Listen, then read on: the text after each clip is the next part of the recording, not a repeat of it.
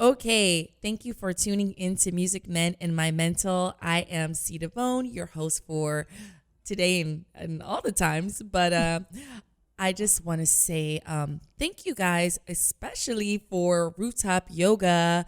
Thank you to everyone who participated, to the attendees, to the host, and people who donated their time, their money. And I'm just so thankful for this wellness experience under the Music Men in My Mental podcast. So thank you for that. We are going to check in with ourselves. How's your career? How's your relationships? And how's your overall health? Take that moment and just check in with yourself. And normally I would check in with myself with you guys, but I'm just switching it up all the time. And I have my guest today, but I like to do it as a co-hosting, and her name is Dre Brown. She's actually a bison as well. I got my Howard University shirt on for those who can see, and for those who can't see, I am a proud bison. Ain't you? And she is a celebrity makeup artist, groomer, extraordinaire, speaker, motivator, and introduce yourself, please. Hi, folks. This is so fun. This is fun. We were laughing before the podcast even started. This is kind of like when we do your makeup. Yes. When we hang out or anything. True. Thank you for letting me be your co-host tonight.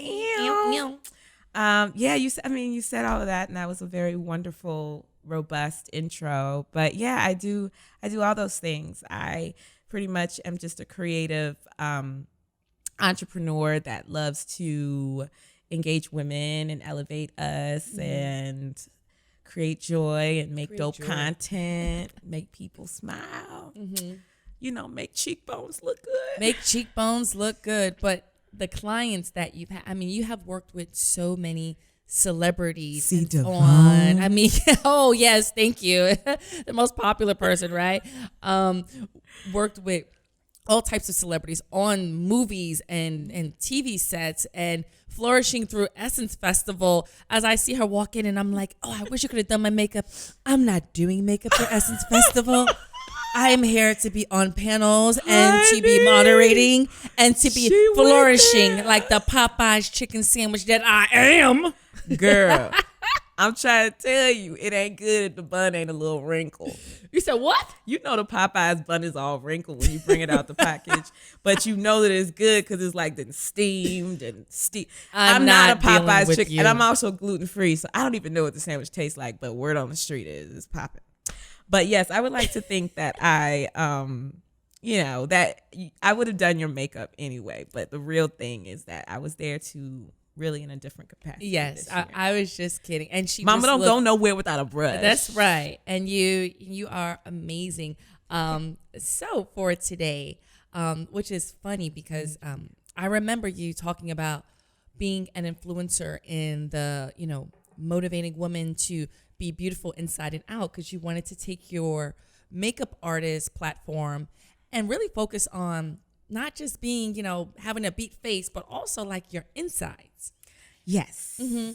And you don't know this. And, I decided today not to prep her because I just wanted to have. Not been prepped. She hasn't been prepped at all. I am not a paid spokesperson. She is not knowing anything that's going on today. Just walked in. And a story is you were doing my makeup one time, and I thought I was having a good day.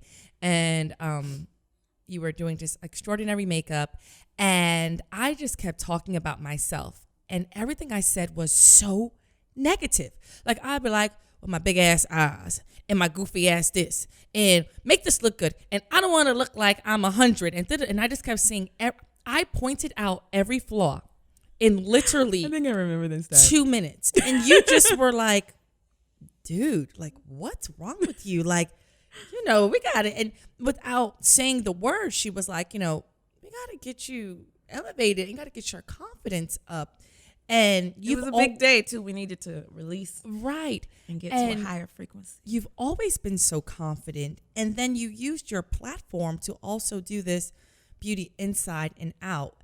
And I really, at that point, once I went to therapy, then he confirmed, he was like, you don't have confidence. And I was like, excuse me, I am C Devone. I'm popping. All the boys like me or whatever. And then the more that he spoke and the more that I played back our conversation, I was like, oh, you lack confidence. And that's why the relationships that you are in are the way they are.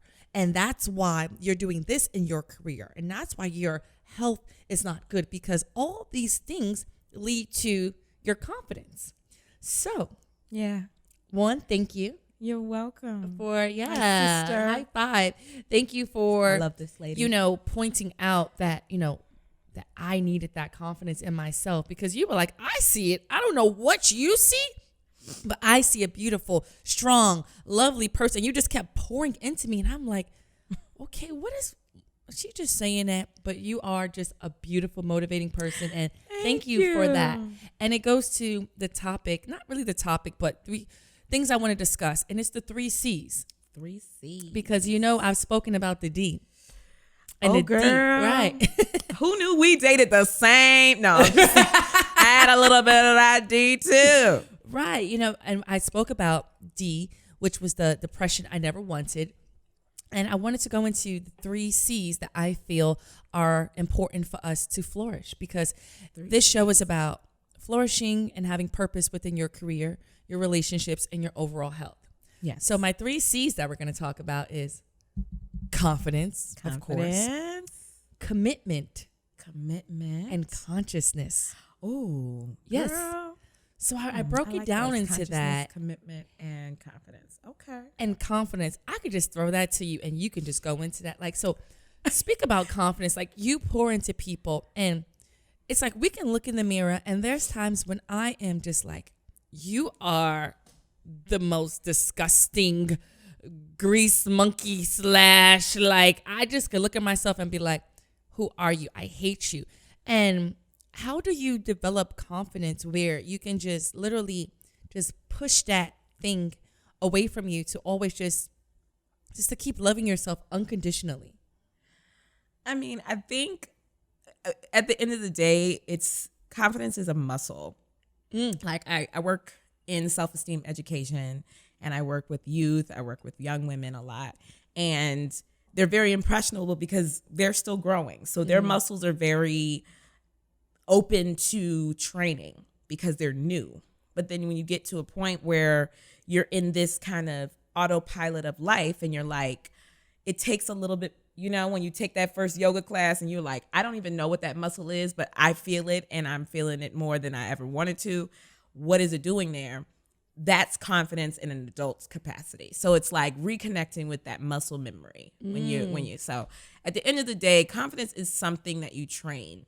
Right. And things that you train are never finished training, because at any point they can have a remission of sorts. They can weaken, they can tear. Think of athletes, how they have to rehab every few seasons because their body is their instrument or whatever. Mm-hmm. So think of your confidence like that. So it's you can't see it as either on or off. You have to see it as something that is actively being trained. So giving yourself grace in seeing your confidence as a spectrum, instead of as a light switch.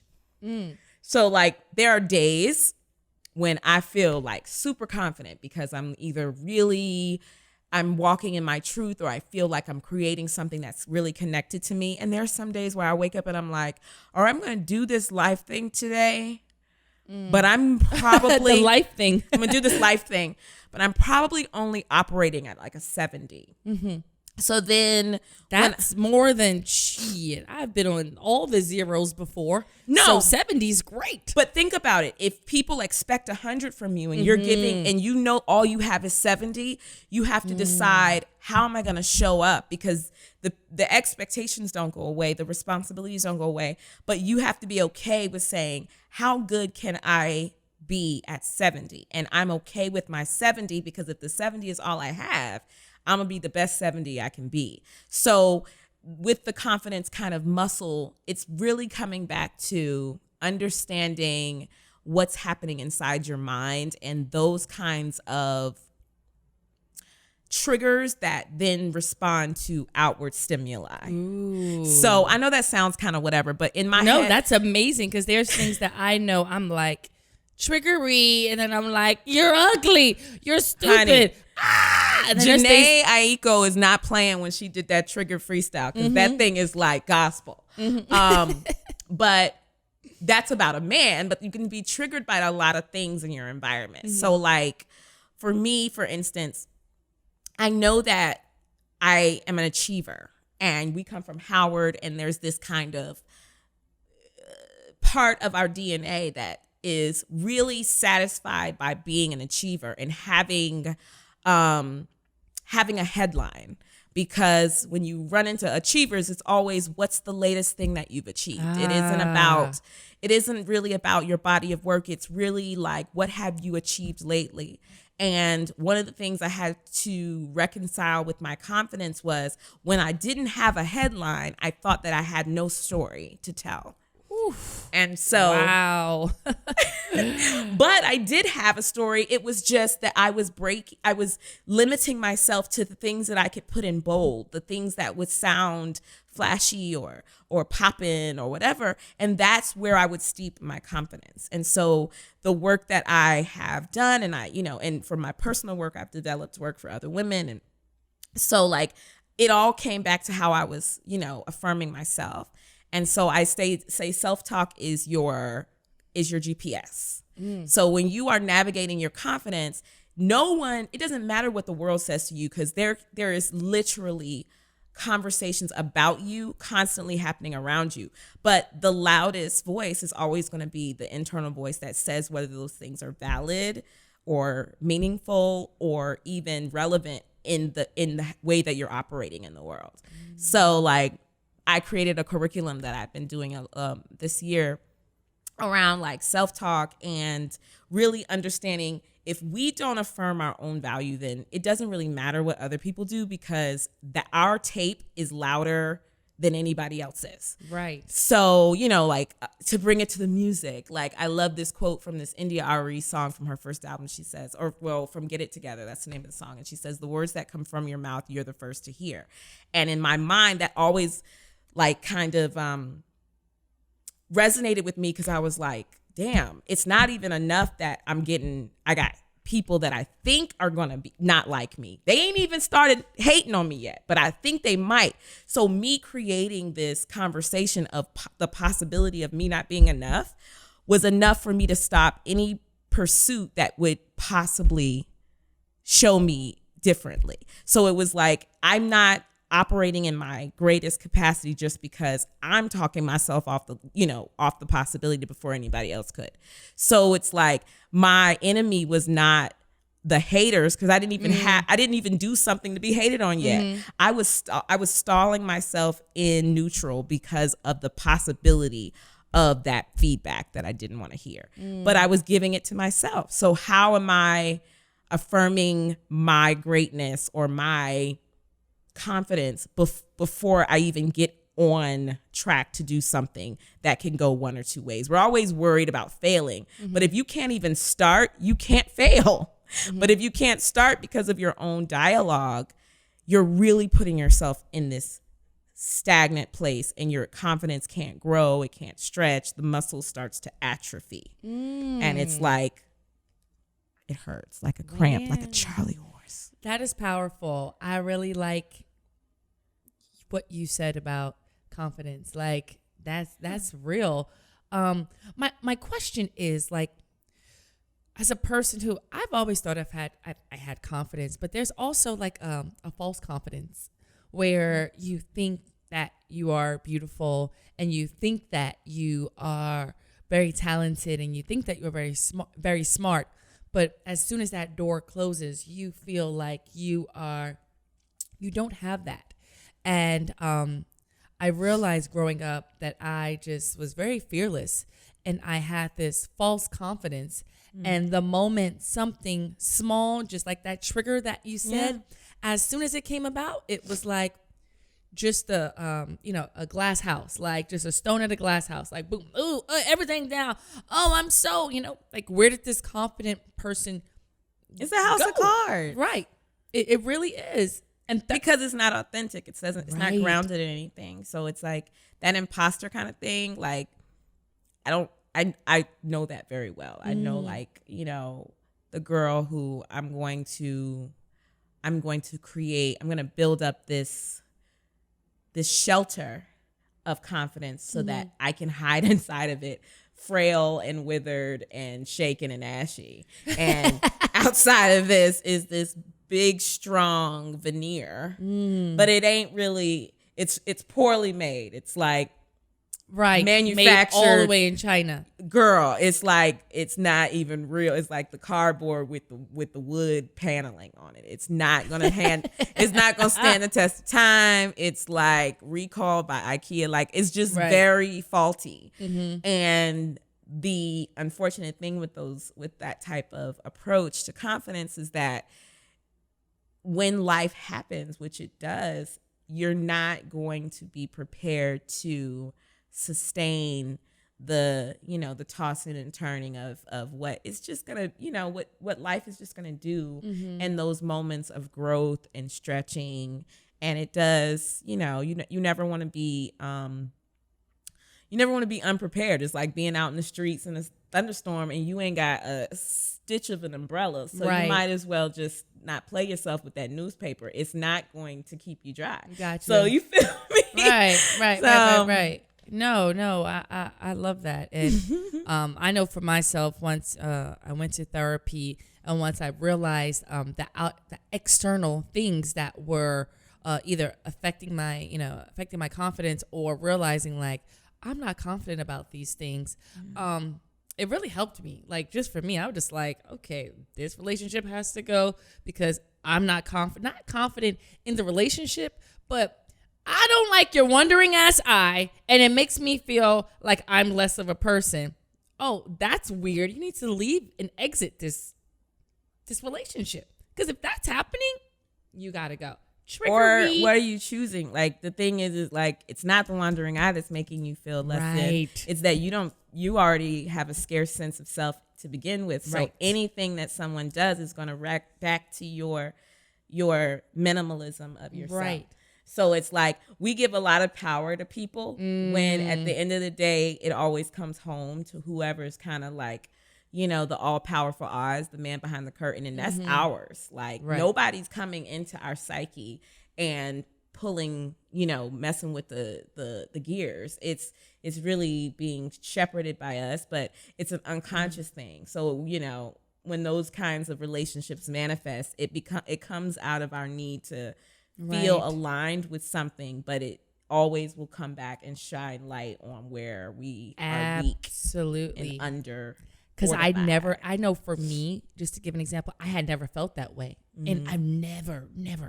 And the moment I was like, wait, hold on. And then just like you said, just everything fell to shit. So I was like, what? Who am I? What is this Which about? is not bad. No. Meltdowns, look. Meltdowns are good? Meltdowns are great. Okay, explain that. I mean, no, I get what you're saying. I mean, I always think that, you gotta cleanse out things. You gotta housekeep, and, until you take out the garbage, until you do, well, I think it's an inventory, like it's taking inventory of things. And sometimes it really requires us to be still and be humbled. And sometimes it takes a meltdown to put us in a place where we'll actually put on the brakes and do some work. That's true. Because oftentimes I just feel like we're running against our own kind of self-imposed timeline and deadline, and it just makes us very disconnected from the moment. And when stuff rocks us and we find ourselves kind of out of sorts and we have a meltdown and we think we've failed ourselves, I actually think it's just kind of like, okay, I get it, okay. I'm going to sit my ass down. Right. And the meltdown really is the beginning of the buildup. So it's like, once the dust settles and you are... What if you keep having meltdowns?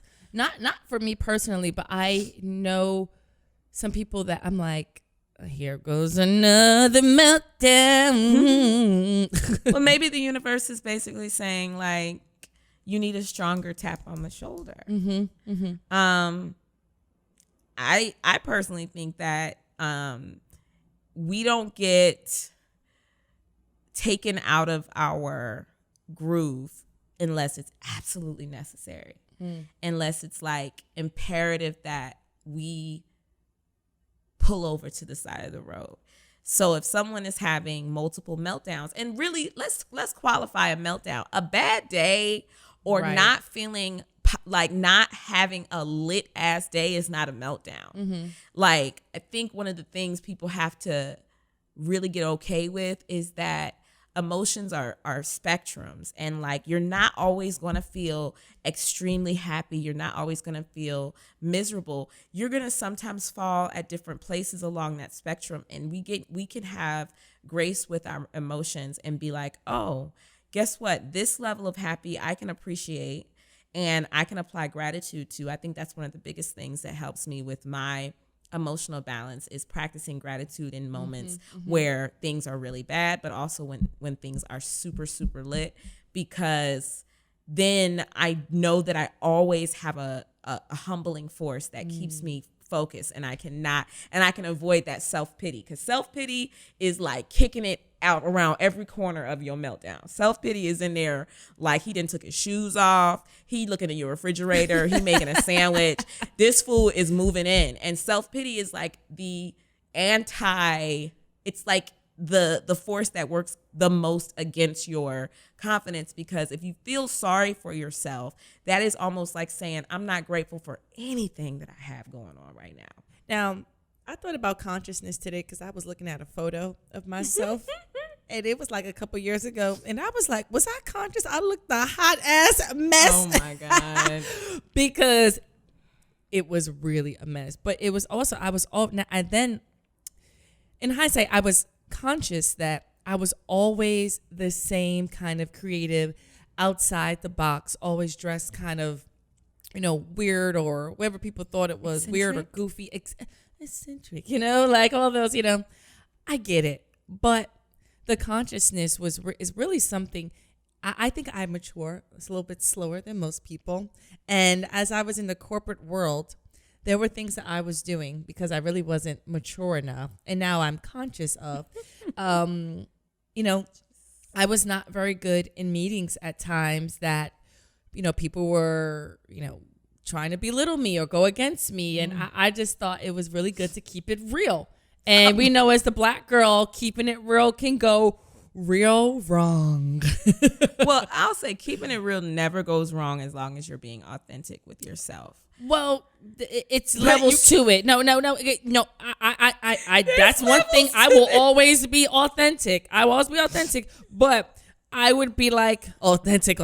Like I was talking to you, like, girl, that's mad phony. And it's funny because I don't even talk like that at all. But like, off? I would just totally go into like Crystal from the Bronx and be like, girl, that's dumb as hell. Whoop, wait, keep it in the inside. Not conscious.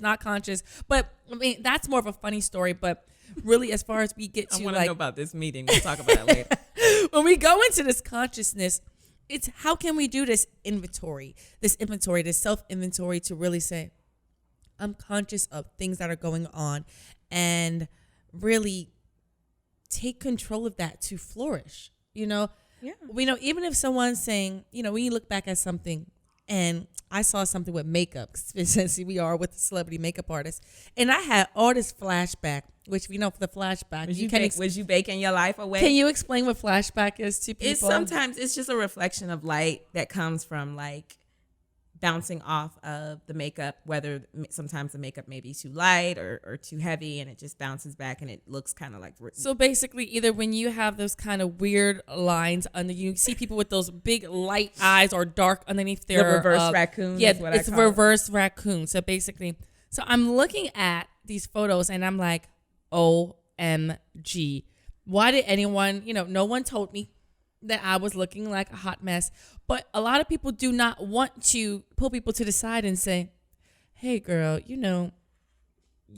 where the blush is kind of you OD on it, or like the flashback, or you know what, you look great. I love your confidence, but you know what, that outfit is not very flattering, and that's subjective.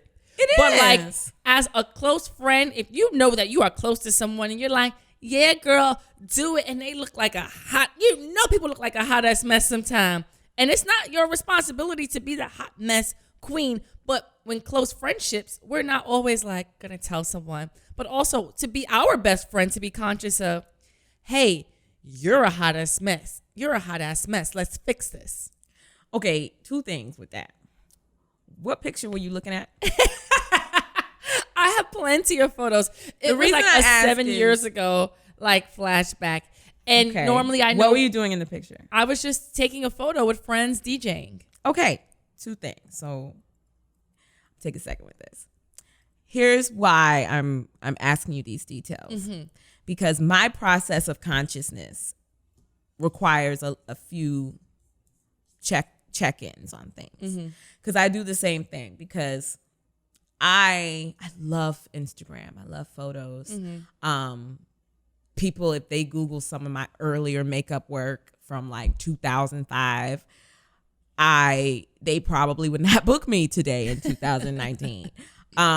But evolution is awesome, and keeping perspective is awesome. But the reason I ask where were you and what were you doing is because when I have moments of like self-dissection, what pulls me back and what gives me value out of that is, first of all, what am I looking at? You were looking at you doing something that people told you couldn't do, that people told you couldn't make money doing, that people tried to dissuade you on, that corporate America would have had you second guessing.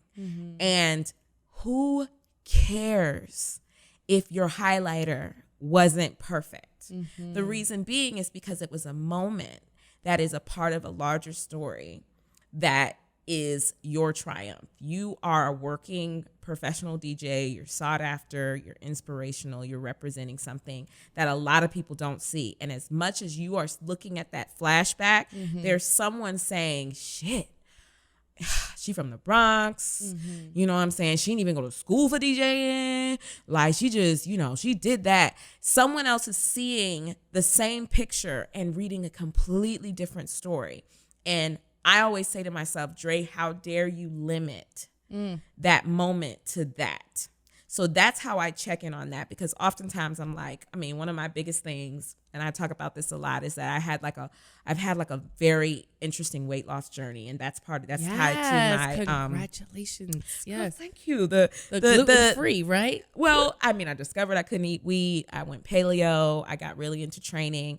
Weight has always been a struggle of mine since I was a child, but what I realized is it was the biggest kind of hitch on the wagon of my self-esteem. So as long as my weight was under control, I was feeling great. But the minute that would shake up, it was a slippery slope. So when I had a very strong, beautiful story of Dre lost 80 pounds, she looking crazy, she got, bikini pictures in Hawaii popping up, people like, yes, what happened? And then I go through a mental health diagnosis that led me on a year of very interesting discovery and change and shifting, which resulted in me gaining like half of that weight back.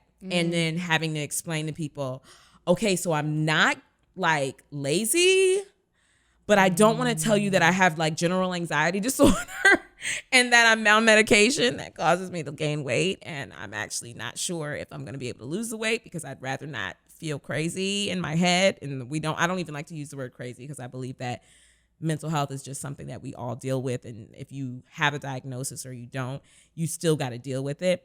But so I would look at those pictures of me in my fit stage and I would be like, oh, I don't want people to scroll back in my feed and see me at a size 6 and I just posted my size 12 again.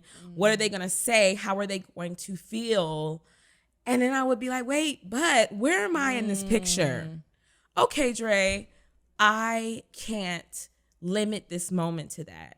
So if me posting a picture of me speaking and empowering women at a conference and I'm a size 12 and 4 years ago I was a size 6, I'm diminishing the fact that I was given that great opportunity to inspire those women in that moment. And they do not care what my dress size is, nor does that change how I was able to feed them and how I was able to pour into their lives, and how I'm not sitting in an office somewhere diminishing my gifts and feeling sad because I'm not doing what I want to do. Right. So it's just kind of like being conscious isn't saying like, it ain't about being woke. It's about being able to take inventory of things that you have to be grateful for. Gratitude is like the fuel of confidence.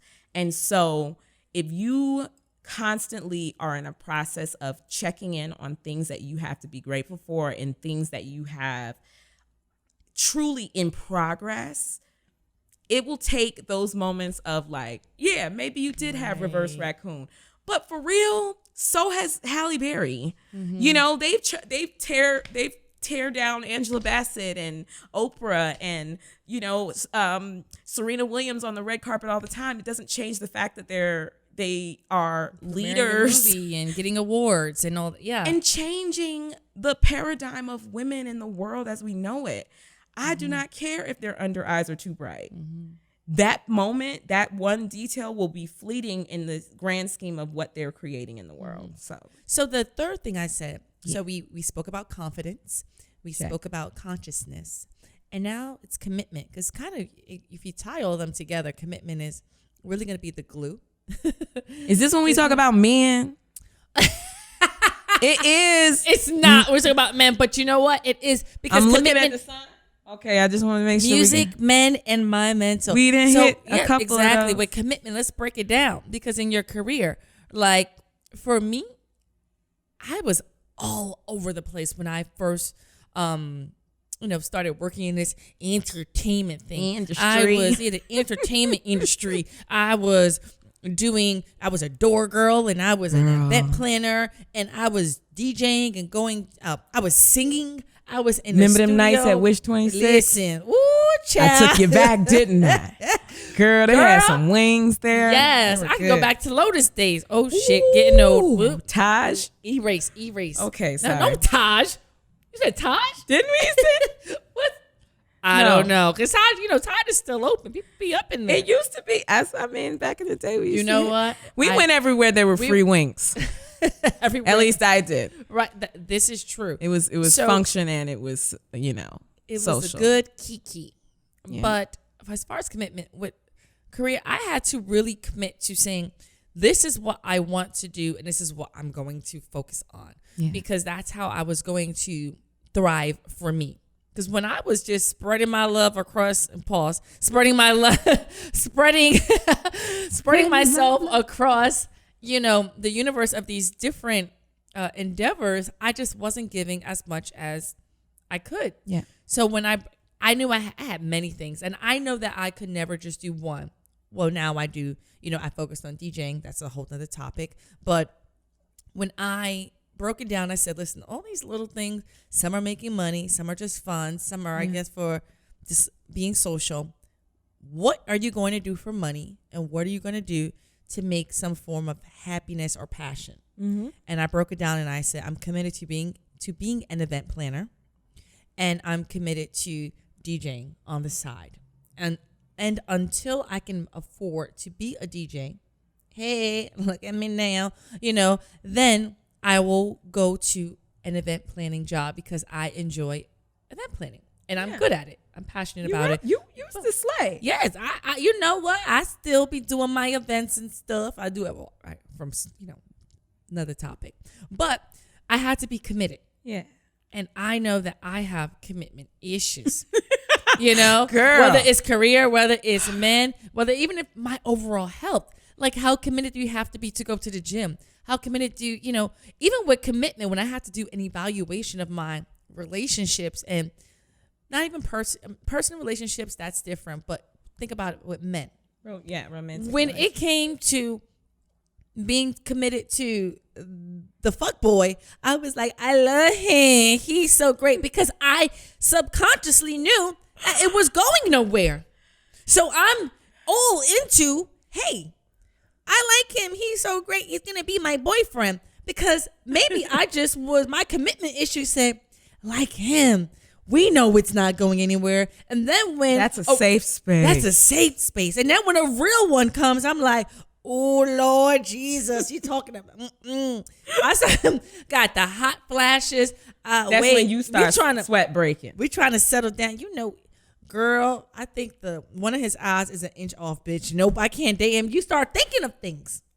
So it goes back to really the maturity to be committed. Yeah. And that's where I said the consciousness, the confidence. You have to be committed to those things. But just speak about commitment in general with you. Like, I wouldn't say, because we're flourishing and we need to be, and commitment is one of the C's that we need to flourish and thrive. I love that C. I love that C because that C is another muscle that I think for me, when I was listening to your I want to say it was your testimony, but the D that I never wanted, that particular episode really spoke to me because I understand the hustle of being kind of a company of one, a brand of right. one, a business of one. I came into makeup and beauty very similarly to how you came into DJing. Right. Mm-hmm. And I'll start with career because I think that that's the thing that I felt strongest with commitment about, because I have always liked making my own money. I've worked since I was 13 years old. I lied about my age to get a waitressing job at 13. Mm-hmm. Where did you waitress at? I wait tables at a bingo hall in Virginia Beach, Virginia. And my mom made me quit because, first of all, she was like, you smell like booze at 13. No, and that's my weird. mom, the only reason she let me go is because it was her bingo hall and she knew that she would see me occasionally. But it was down the street from the house too. But in the grand scheme of things, she just knew how committed I was to figuring out how to support myself. Mm. And it wasn't until I was like yelling out orders. My sister and I shared a room, and she told my mom that I yelled out egg salad on white in my sleep one night. And my mom made me quit like that very next weekend. And I was tight because those bingo ladies be having knots. Like they be peeling off. You were caking at bingo. They get a small coffee and they be like, here, baby, you put that in your pocket. That's right, because they just won. They be having dough. They just got their check cash. That is like the equivalent to being like the casino waitress. Cocktails. They literally coffee, egg sandwiches. These bingo ladies, all they needed to fuel they needed to be alert, so the coffee needed to be hot so they can hit their numbers. Don't let them sleep their bingo, because then you're not getting a tip. You ain't getting a tip. But neither here nor there. It started with the fact that I just like making my own money. So work never was a problem. I came into entertainment working in television. I had this Superman Clark Kent thing, day job, hustling on the weekends. Oh, yes. And then, the last 6 or 7 years, I've been fully vested in my beauty career. But taking that leap and trusting yourself is also a form of commitment. I did not know until I literally just walked out on the skinniest, shakiest branch in that tree to how to trust myself. Because while I was in the comfort of a corporate job with benefits and kind of that security blanket, I never fully had to commit to anything. I was just like, look, I got a job. I work at MTV. I work at Bravo. I was feeling very much like this is all I need to be happy. But what I did learn in the transition is that if I don't trust myself, no one will trust me. And in my career, trust and relationships are all you have. If your clients trust you, they will book you.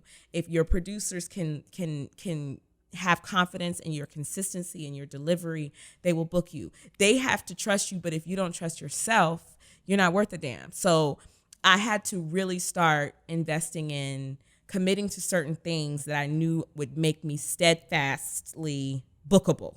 Mm-hmm. So that was one, not being an imposter makeup artist. I actually had to really study and really get good at my job. And it wasn't easy because I was still trying to make 6 figures at an office and then put time into that. So that was one commitment I had to make too. I also had to commit to being able to tell people I'm a makeup artist. I had to stop one day. I'm sure you understand in the sense like there might have been one day where you'd be like, oh, I kind of DJ sometimes. And then there's a moment that you say, I am a DJ. And when I stopped saying I do makeup. You hit a nerve with that one, yes. But you feel me? Like I went from saying, oh, I do makeup to saying I'm Dre Brown, I'm a makeup artist. And it for me, again, the words that come from your mouth, you're the first to hear. When I would hear that, there was a moment when it stopped feeling strange. And that's when I knew that my commitment was resonating in myself, because I was like, yep, I heard that right. I didn't stutter. I'm a makeup artist. So then that kind of manifests in a lot of ways. And so once I committed to that, I really believe that it made other people trust in me because they saw that I trusted in myself. But then going on to commitment with other things like weight loss. Working out is tough. I wasn't an athlete growing up. I mean, I was a cheerleader, but that was as far as it went. Not to say that cheerleaders aren't athletes. They will whoop your ass. But one of the things is I just never had that much discipline. And I feel like athletes and people, they grow up with that discipline, and working out and being committed to a healthy lifestyle required discipline I had never had before. I had a trainer, and she really instilled that in me because she basically said, this is a marathon, not a sprint. Your life is a marathon, not a sprint. So if you start with a small commitment that you're not wavering on, one day you're going to be able to take on a really big commitment, and you're going to look at yourself and be like, that wasn't hard at all. So I had to train that commitment muscle. I had to trust that if I stayed the course, that I would get the results that I so desperately wanted. Now, that athlete thing, that hit home because I was not an athlete as well, but I was a dancer. That requires a lot of discipline. So it does require some discipline and commitment, but the thing about, it's result oriented as well. If you're like, dang, I wasn't as good as other people, but it's way more easier to, I guess what being an athlete or athleticism is like, it's a score, where internally as a dancer, you're like, it's subjective. You're like, well, those girls are so much better. Their leg goes higher, or they look better doing this, and it goes back to the confidence thing. And, but it does have a level of discipline in order to, be good at what you do. But, if I can go back in time, I would definitely have a little bit of an athlete, I would put myself in some athlete. You know what? But think of it I think of everything as if you just approach it. So you may have not been an athlete, but being making sure that you're listening to all the dope new music. You're digging through the crates. You're listening to every mixtape. That is almost the same discipline that an athlete is going and getting up at 5 a.m. to train every day, because that your access to information or your access to your craft is only limited by how much effort you put in. That's kind of how I was feeling. I was like, okay, if I'm going to be a makeup artist in New York City when there are millions of them out here vying for some of the same jobs, what is my distinction? And my distinction was always that I realized that I had more than what was in my kit to offer. And so I committed to creating an experience when I was on set or when I was with clients that I knew was endemic to Dre and was something that I could commit to being consistent around. So that was the only thing that really helped me solidify, my space there. And then when it comes to relationships, for me, it wasn't even I'm not a commitment phobe when it comes to relationships or anything like that. But what I did learn is I learned a lot about why I sought connection. And I was committed to one of the recent commitments I really enjoyed was committing to spending time by myself. And I never wanted to be alone. I never wanted to spend time alone. I always remember I used to throw a house party a week. Right. And I looked back at one point and I was like, am I doing this because I really want to, or am I doing this because I just don't want to be by myself? And part of it was I had to admit that I really didn't know if I would be comfortable just with myself in my silence with my thoughts. And I've been spending a lot of time committing to that. So now I feel like when I get in a relationship, I know how good my company is because I've enjoyed it by myself. So when someone else gets to enjoy it, I'm like, it's good, right? Yeah. Right. So you've cultivated your experience by being by yourself. Okay, cool. Fine-tuned it. Yes, I like it. Yeah. I like it. That, we chopped them C's We up. chopped them C's up. 3 C's: confidence, consciousness, and commitment. I really like that as far as, because it's all about your career, relationships, and overall health. And that, I think those 3 C's are really good takeaways, to flourish. Why don't we share our own stories of career, relationships, and overall health? War stories. Yeah. So when I say war, I'm from like, the front lines. It could be funny. It could be worst. It could be just something that sticks out to you. Because at the end of the day, when something goes bad, you do learn a lesson. You learn a hell of a lesson. Whether the relationship was abusive, whether the job paid you shit, but you learned a lot. There is a lot of, there's lessons in everything, So with the career, I want to go through what's your the war most story? Memorable or crazy career story that you have. Oh, you want mine first? Okay. I can go first if you want. You need a second? I told you I didn't prep her on anything because I wanted us to just talk and be organic. And I'm like, dang, how could she come up with this? She's on the fly. She's so smart. Oh, thank you, friend. You're welcome. Career war stories. It doesn't have to be in the career that you are in now. No, okay. Well, here it is. It's not a war story, but it involves all 3 of the C's today, because never ever think that when you miss an opportunity that it is a complete stop to a journey. It actually is probably just a really creative detour. So, for instance, I was working in television. I believe it was 2011, and I had a really great job. And I was working for a major network, and it was just like everyone was like, "Oh my God, Dre, you're doing so well." I was actually one of the youngest people to hold the position I was holding, and I was a Black woman, and I was like, bossing out, making deals, and all that good stuff.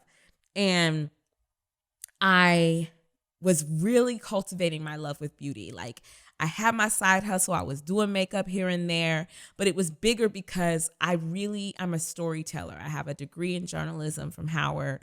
I always wanted to use my voice for something. So I had started my natural hair journey, and I had started blogging for a website, and I was talking about how I shaved my head and I was going natural and all this stuff. And it was very new at the time. And that was just me kind of practicing telling stories, but it actually turned into a really crazy, amazing opportunity that offered me the chance to move to LA. So I was working in New York, and I was like, what? This is before the word influencer was used. So I didn't know what it really was, but I would say that I had the opportunity before it was a thing to become an influencer, but I didn't know that was what it was going to be. And I got an offer to come to LA. And at the same time, I had an offer from another network from a boss who was a huge advocate of mine, who was like, look, come work for me. She put a number on a piece of paper, and I was like, yo, you sure you didn't miss a decimal point or something? And so I went to LA, and I did an event for this website that I was writing for. I hosted it. It was just kind of like a really magic moment. And I had never been in a room that big, had that many people looking at me, had that many people hearing and really seeing Dre. And it was euphoric. And so I come home with an offer from this place saying, look, we have an opportunity here. You can come out here. We can't pay you what you're going to make in your current job, but this is a really great space to start. We could do some dope shit. I did not take the job. I was terrified. I made up all these excuses why LA was not for me. I had the whole story written. casted, pilot shot, everything. Gotcha. It was running. So I took the corporate job, and the money was wonderful. I got to work at another really dope network, and I was going into this job. And on the first day at this job, something in my spirit was really screaming that this was not where I was supposed to be. Wow. And you know me, we've known each other very long. It's not that I am liked by everyone that meets me, but I've never met a stranger, and I usually have a really easy time adapting in social and in group environments. Mm-hmm. That's a skill. I couldn't find a friend in this company. What? This is crazy for her. You see why this is the war story? Like, is loved by everyone. And I really, and I received that, but that's something that was very jarring for me. Not because I expected to come in and be the cool kid, but I love advocacy and connection, and I was feeling very isolated. And I said, so I said yes to this money. I said yes to this opportunity. I said no to this beautiful unknown question mark opportunity. And now I feel like I am alone in the middle of this very confusing place, and I don't know what I'm supposed to do with this. Mm-hmm. But I can't let the world know that I feel shaken by this. I gotta show face. So it was a really hard adjustment, because I was like, I felt like I could do the job, but then I was like, I've never done my job without a feeling of community, and I was literally rowing by myself. So what'd you do? So I made a conscious decision that I would leave that place. So you quit? Urgently. No, I made a plan, because again, remember I was telling y'all, I got this thing where I don't like being broke. Hey. So I made an exit strategy, which I always tell people every time I do an entrepreneurial conversation or talk or anything. I'm like, never, ever fear taking a leap, but know that a leap has an exit strategy. So I started saving every dime I could. I didn't know when I would leave, but I knew eventually that seat would get so hot that my ass would run out the first window. And I did. And it took me about 18 months to, build. What I know now is I was cultivating a tribe and a community that would then turn into the platform that I've been building my self-esteem and motivational work on now. But that was 2013. So it takes time, but I knew as soon as it was like week 2, I was like, this ain't gonna work.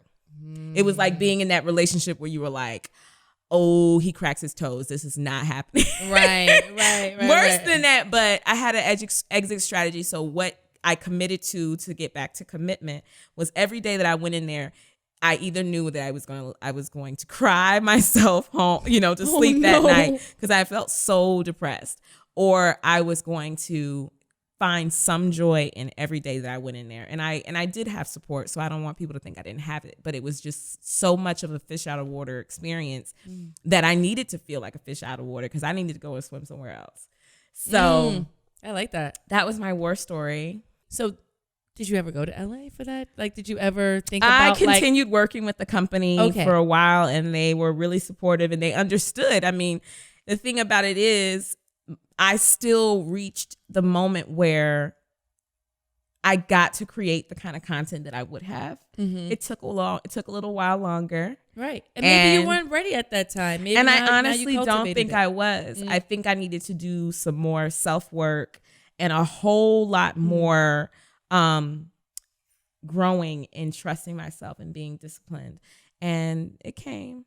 Good. I like that. So I have lots of heartbreak stories, but I will tell you the most triumphant war story from my relationship history.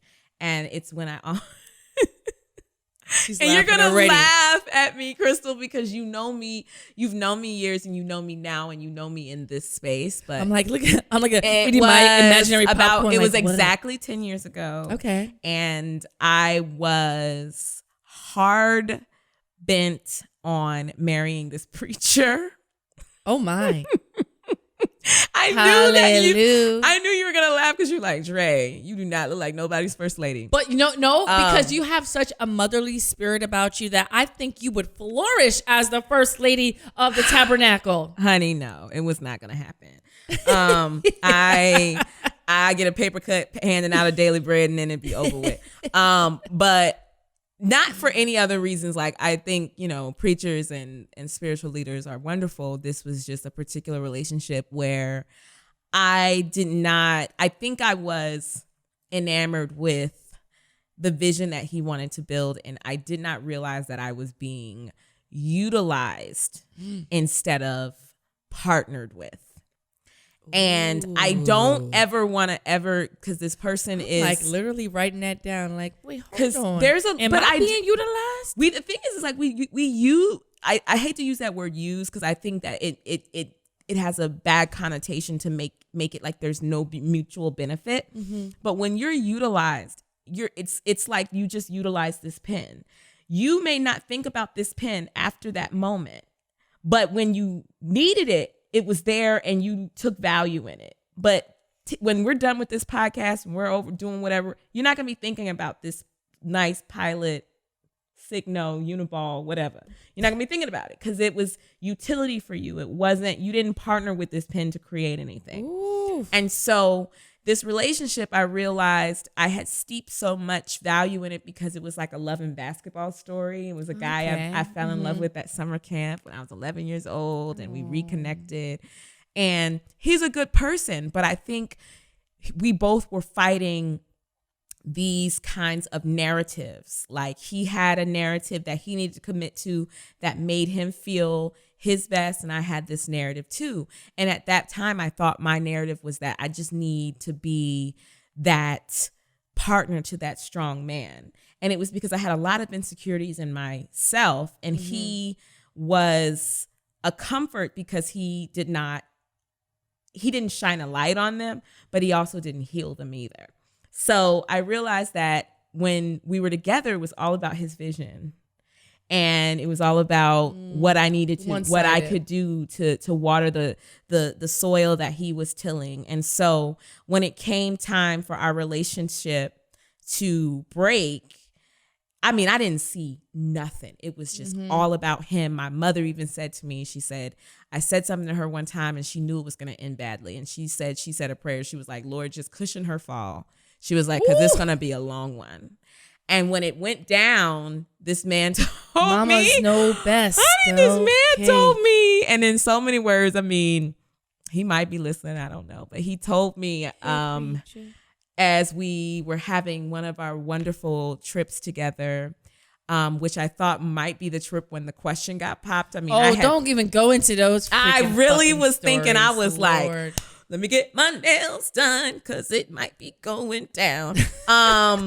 But, in that moment when I thought that was going to be our outcome, he told me that, the Lord had told him I was not his wife, and therefore that was the end of our story. But it wasn't. What? It wasn't until that hits way different. No, but it was really hits different is 2 months later when his engagement to another person was announced on Facebook. Because the Lord told him. Because that was his wife, girl. Oh, you know what? He's going to be using that for now. What the Lord told me. You know what, sis? And let me tell you, for everyone who's listening, I am not trying to belittle or make light of his spiritual conversation with whoever was guiding his thoughts. But my thing was, dude, you squeezed every possible drop of juice out of this lemon and then decided it was time for you to build somewhere else. And it was, I really saw at the end of the day that I gave him the executive Costco membership, let him roll his little big ass cart all through every aisle and just rack up everything. And I never held him accountable for being my partner. So therefore Did you let him in is a better question, because that really struck a chord, because I utilize, if you date me, I'm like, you signed up for this. We are utilizing each other. And you're partnering. You know what? I like the word utilize, because I was like, I am going to utilize you, but you can utilize me. When you say partner, I've heard like, I want a partnership, and I'm like, I don't know. Let me think about that. But I like I really do like this, because it's I like the wording of it, and I see where you're going with it. And a lot of relationships are just they can be very uneven. It's just it is what it is. There is no even. Right. And also, one person decides, well, your vision is more important, or you need more. And then they forget to open up about theirs. Or they're like, I'm the private person. Or, I always have it together. And then they realize they're pouring into the person. And they're like, dang, they didn't even ask me about, the bills being paid for this company or my job, because you never offer it anymore. It's always about me. And I'm so used to, after the first 3 months, saying, how was your day? And you go, meh. And then I'm like, all right, he just doesn't want to talk about his day. This is what we're doing. Well, everyone's not in the same season at the same time. Right. But where I know that I was being utilized, because at that point, I didn't give myself a greater vision for myself as a partner beyond being a good man's wife. Mm-hmm. It wasn't that. I made it very easy for him to get utility out of me, because I never required anything beyond that. I never even articulated my vision. Everything that I'm doing now, was all seed. They were all seeds back then. This is 10 years ago. But it was just, baby, what you want to do? Okay, I think that sounds great. What about this? So because I just wanted to be needed and I wanted to be a part of a bigger picture. And at that point, I was just so open, because never in my life had I had anyone make me a part of their story. Mm-hmm. It was always like, I felt like I was being cast in a role of a lifetime, when in fact it was a complete, total wrong script for me. But then I think back now, and me and my girlfriend, that was one of the friends that literally watched me as I cried on the floor. Girl, snotting and everything, like, I'm gonna just let you do it. I'm just gonna sit here until you're finished doing it. She literally didn't even talk to me. She sat there for hours. Wow. And I almost thought she had left, but she's like, no, I'm still here. She and I laughed, because she's like, Dre, you would have been in some positions and in some spaces where the Dre now would have woken up in that moment and been like, what the hell? Literally in the middle of the church, what the hell am I doing here? Mm-hmm. And not for any other reason than it just was not my assignment. It wasn't my story. Shout out to the friend, because sometimes you don't want to hear the words. You're not ready to receive it. You're in the pain. You can't be like, I am better than that. You're like, I'm hurting, so sometimes as friends, we do have to listen. So that's really important. That she gave me no, she didn't even talk shit about him or nothing. All she said was, this is bad. We're going to figure out a way out of this. But in the moment, just get all that out, be in it, because tomorrow we're doing something else. And it was funny, because that's how I started my vintage. Remember when I used to flip vintage clothes? Literally, that was my love hangover business. I said, she said, Dre, what do you like more than being sad? I said, making money. And she said, let's go figure out a way. Can you repeat that for the people in the back? One more time, did you say? She said, Dre, what do you like more than being sad right now? I said, making money. But she knew, and it's not in a materialistic way. She just said, Dre, one thing I know you'll always do is find your hustle again. And my hustle led me to a breakthrough, because when I found a way to redirect that energy, it was healing. Balancing your career, relationships, and overall health one day at a time. That is really dope. I like that. So let's wrap it up with health. My emotional health growth started when I was basically in a really popping period of my life. I was like looking good, cheekbones chiseled with no contour. Like I had like Angela Bassett arms. I mean that figuratively, because I don't think anybody can really have her arms. It's just impossible. But I was feeling good physically. I was like, my career was blossoming, and I just could not muster a joyful moment. And I was like, am I not grateful? That was the last thing I did. I just hated not feeling grateful, because I was like, there are people who don't even like their jobs, who are just grinding it out and punching the clock. And I'm out here doing some passion work and living my dream, and I can't be grateful for that. And I had to realize that being emotionally stable doesn't mean there's a lack of gratitude. There's actually chemical things happening in my body. So I went to my doctor and I literally was like, okay, this is what I feel like. The ground won't stop shaking. I have a million racing thoughts. I'm not sleeping well. I find myself isolating myself and just like being lethargic. And part of those manifestations, I was like, am I sick? Do I need to take vitamins? Right, Am I toxic? No, yeah.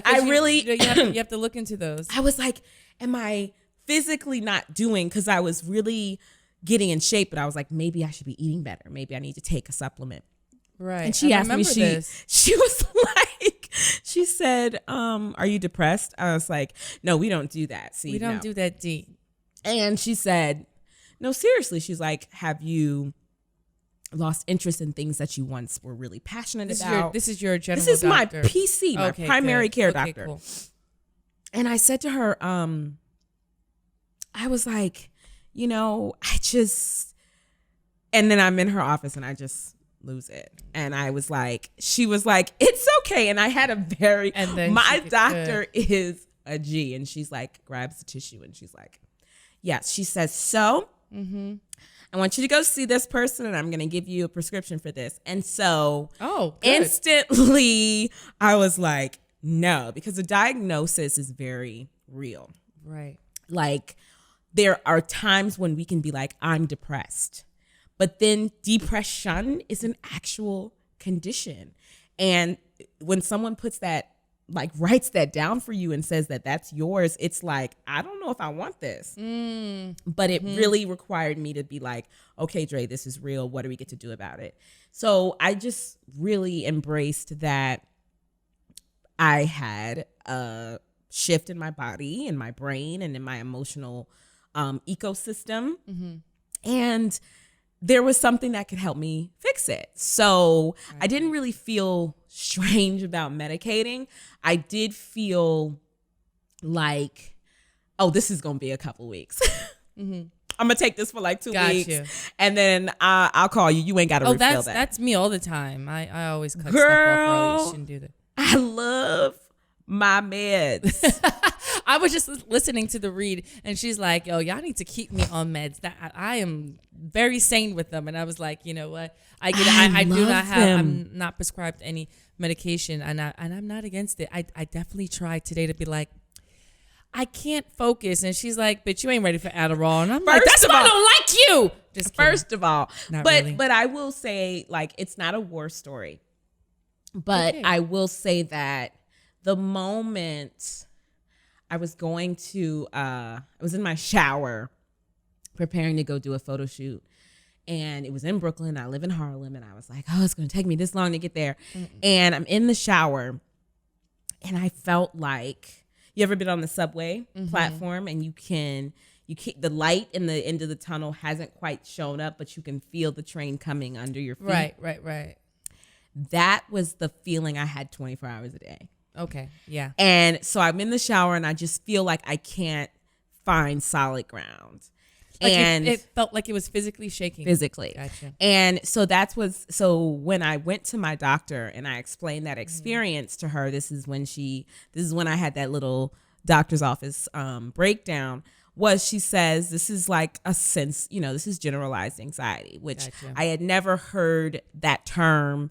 And I realized it's something that a lot of women suffer from. There are things like, it's a difference between generalized anxiety and having like a panic disorder. And these are all things that people don't talk enough about, so that when you have it, you think that it may be one of two extremes. But having that moment and explaining that I'm good, but I'm never good. I'm in a constant state of anxiety or a constant state of worry or fret or physical discomfort from just racing thoughts and my overwhelm with certain things in life. And I had triggers for that.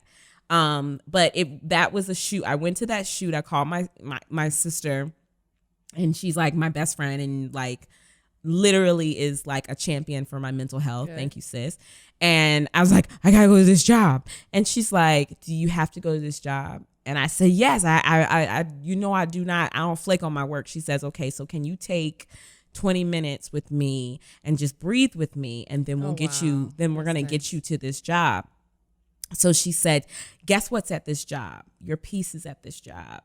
And so I went and I did this shoot, and it was so therapeutic. Okay, good. But it wasn't, I went into it after I had gotten myself grounded, because literally I was like, how am I going to put makeup on this girl's face with my hands shaking like this? All that to be said is a long drawn out story, but that was my war story. That was the moment when I said, you know what, this is just not my nerves, as we used to say back in the day. This isn't just. Right, my nerves. Oh, gosh. Mamas used to say that. Dang. Girl, my nerves bad. Oh, no. Yes. Let's get to the issue of what your nerves is doing.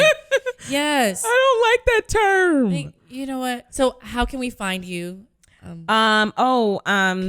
DreBrown.com, or on Instagram. I am at Dre Brown NYC or MUA_Dre. Those are my two main accounts. So you can slide into my DMs. Slide in the DMs. You can book her for professional makeup, speaking engagements, etc. She's on every panel, working with all the brands, motivating all the beautiful people, and just people.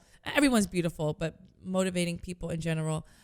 Thank you guys for tuning in to another. Thank you, Music Men and My Mental. And we had so many other war stories to go into, but I really appreciated her sharing her journey and her stories. So thanks for tuning in at Music Men and My Mental. You can follow on Instagram, Twitter, everything. And make sure you email us, because we do have listener stories to share and give advice on. But I wanted to just go into your war stories, and they were even better than I could imagine some of the the questions that we have. So thank you for tuning in. I'm C. Devone. Thank you so much, Dre Brown, and we will see you next week. Bye. Bye.